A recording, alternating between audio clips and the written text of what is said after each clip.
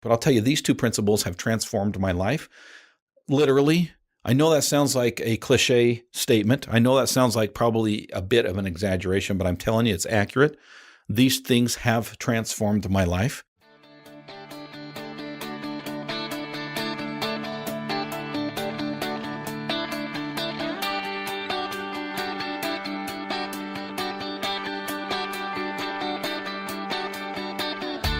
Originating from deep inside the Rocky Mountains, transported through the power of the internet, and arriving inside your tiny earbuds. It's the Appraiser Coach Podcast. Minisode. Many years ago, I wanted to find out more about what it is that causes successful people to be successful. I did quite a bit of study. One of the first books that I was given by my brother-in-law, who has been fairly successful, is The Richest Man in Babylon by George Clason. And I have tried and been somewhat successful in applying the principles in that book to my life and to my business, and can't wait to tell you about that. Another thing that I've applied in my business very well is ANOW software. In fact, it is my business. It is the ability to analyze what's going on in my business. If you're not using ANOW software, you need to go to anow.com/coach, and you can get 3 free months of the All-Star team. Again, it's anow.com/coach. Many years ago, when I was first married, I went on this search to find out how to be financially successful, and not so much about success as it was about just survival. I was learning very quickly as a newly married young man that things were expensive. Rent was expensive. I remember our first apartment was $300 a month, and I honestly struggled every month to make ends meet. We were being very, very frugal when it came to our finances. I remember we visited in our Toyota Camry that had a crushed-in back end. I mean, this thing was a junker. We visited in our Toyota Camry my sister-in-law and her husband in a nearby city. My wife and I were going to college, and we went to a nearby city to visit her sister and her sister's husband. And I don't know, we were there for a day, maybe 2, and we just were talking about life and just, kind of the situation we found ourselves in. And I don't think either one of us were complaining. In fact, I think we're pretty secretive about our situation. We're not ones that are very public when it comes to finances. But somehow, some way, they caught on, read through the lines, and that we were even struggling sometimes to buy groceries. I mean, it just was a fun time of life, right? And new baby on the way. And we got home and opened up the trunk, which again was crushed, but it did work. It did open and close. We opened up the trunk, and lo and behold, there was an entire box of groceries, food in the trunk. That's the type of people that my sister-in-law and her husband are. Great, great people, wonderful people, just always willing to do for other people. But they're one of the first people I thought of when I thought of, just being able to, again, not get rich, not be super successful at that point in my life. I just wanted to be smart with money. And my brother-in-law is not super rich, but he is smart with money, and they always seem to make ends meet just fine. And I went to him, and I'm always open to mentors. I'm always open to learning from other people. And I sought him out, and I said, Steve, because that's his name, Steve. I said, Steve, you seem to be doing okay. You seem to be making it just fine. And he kind of chuckled, and he said, no, we've had our ups and downs. I said, yeah, but you're doing something right. And I said, I am the student. You are the teacher. Teach me. And he says, he's a man of few words, by the way. He's an engineer type. He's a little more introverted than I am. And he's not much of a talker. So he said to me, Dustin, rather than me tell you, let me just give you a resource. And he went in his closet and he pulled out a copy of The Richest Man in Babylon by Clason.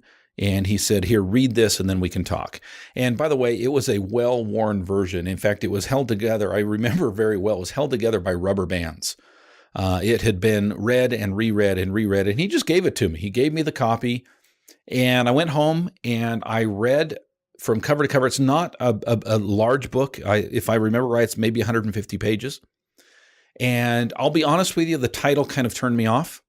I grew up in a church setting to, they kind of equated the word Babylon basically meant worldliness and evil, stay away from Babylon, right? So I thought, man, the richest man in Babylon, that doesn't bode well for where I want to take my life.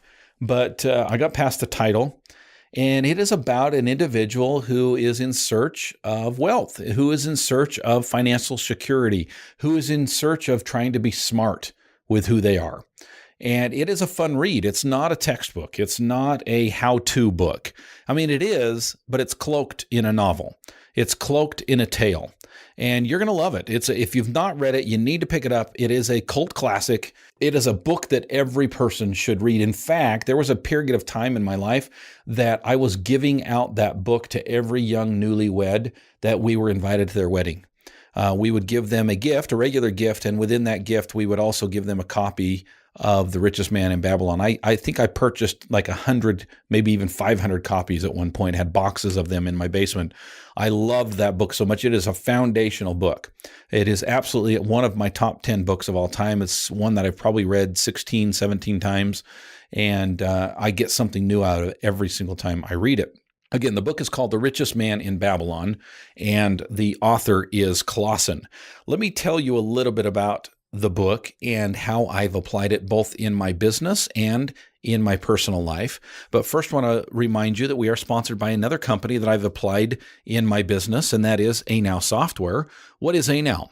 ANOW is the ability to be able to keep track of what's going on. Folks, how do you make business decisions if you don't know what's going on in your business? Let me repeat that question. How do you make good business decisions if you don't know what's happening in your business? I'll tell you how. Because I'm a coach of appraisers, I can tell you for a fact, most appraisers have no clue what's going on in their business. They have no idea what their finances are. They have no idea what their income is. They have no idea what their overhead is. They have no idea who owes them money and for how long. And as a consequence, they lose a lot of money. They lose and leave a lot on the table. ANOW Software will help you to solve that problem because it makes it so easy to take a snapshot look at your business and decide what you need to do next to make it better. ANOW is the company. You can go to anow.com/coach and get 3 free months of the All-Star team. Again, it's anow.com/coach.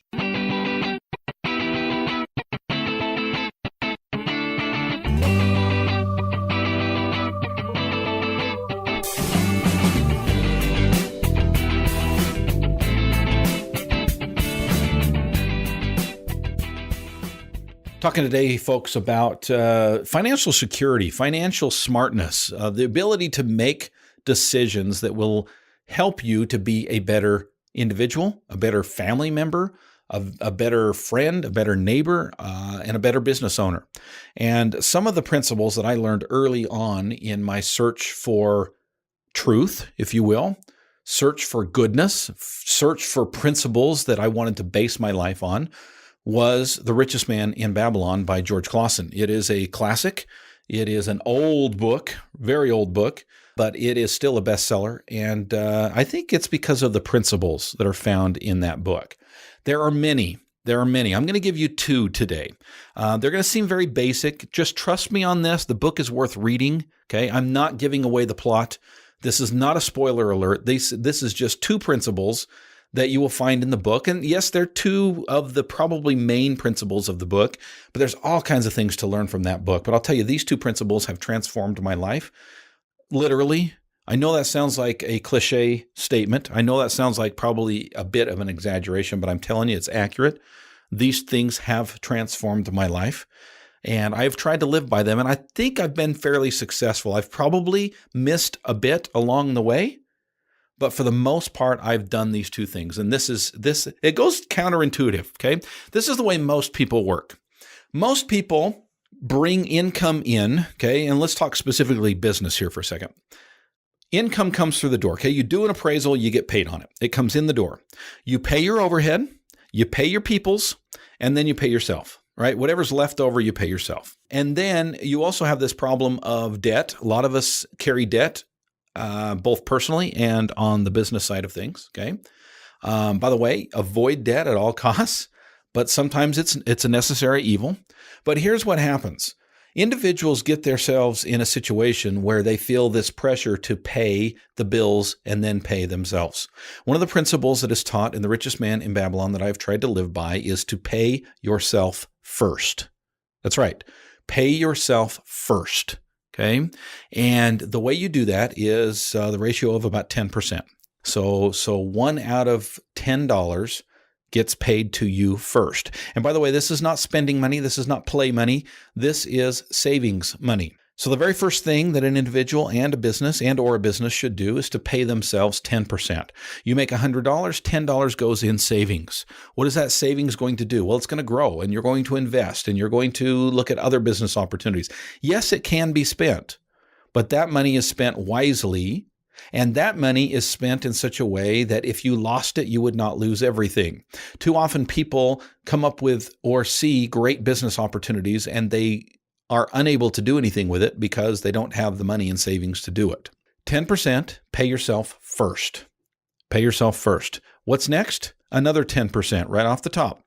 Another 10% goes directly to charity. Again, I've not been excellent at this throughout my life. I think for the most part, I followed this rule of thumb.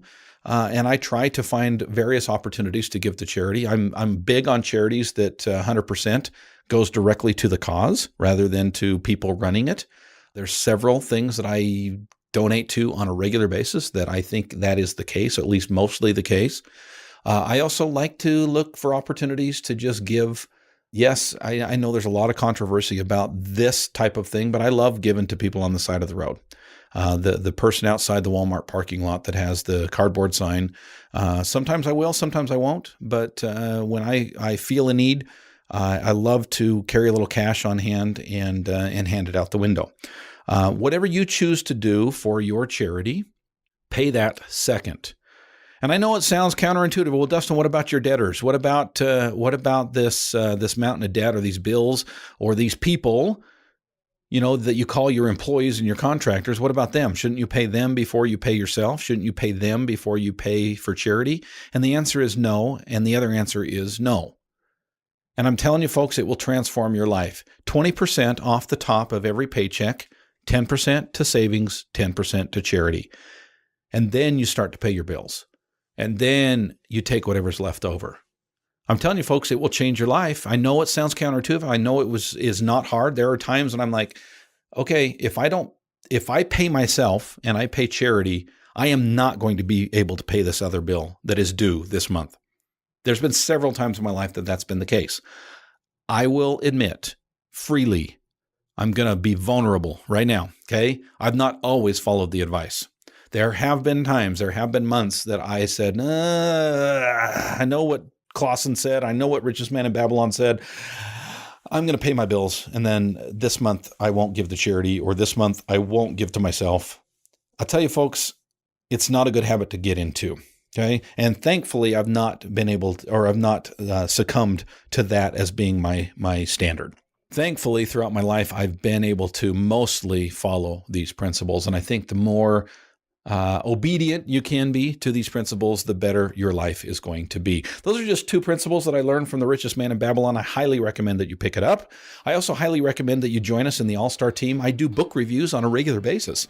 I'm always learning things. And if you want a Nick's Notes version, a very boiled down version of some great books, All-Star Team is where it's at. The All-Star Team playbook every single month is in both digital and audio versions. So if you'd rather listen in your car, you get that every single month. Yes, I record it by myself in the studio, and so you can listen and learn principles while you drive around. Join us. It's only $9 a month. Go to theappraisercoach.com, theappraisercoach.com/memberships. You've been listening to the Appraiser Coach podcast with Dustin Harris. If you like what you hear, please give us a 5-star rating and post a short review on iTunes. For more in-depth insider information on how you can make more money as a real estate appraiser, visit theappraisercoach.com and sign up for the All-Star team today. Thanks for joining us. And now, get out there and create some value.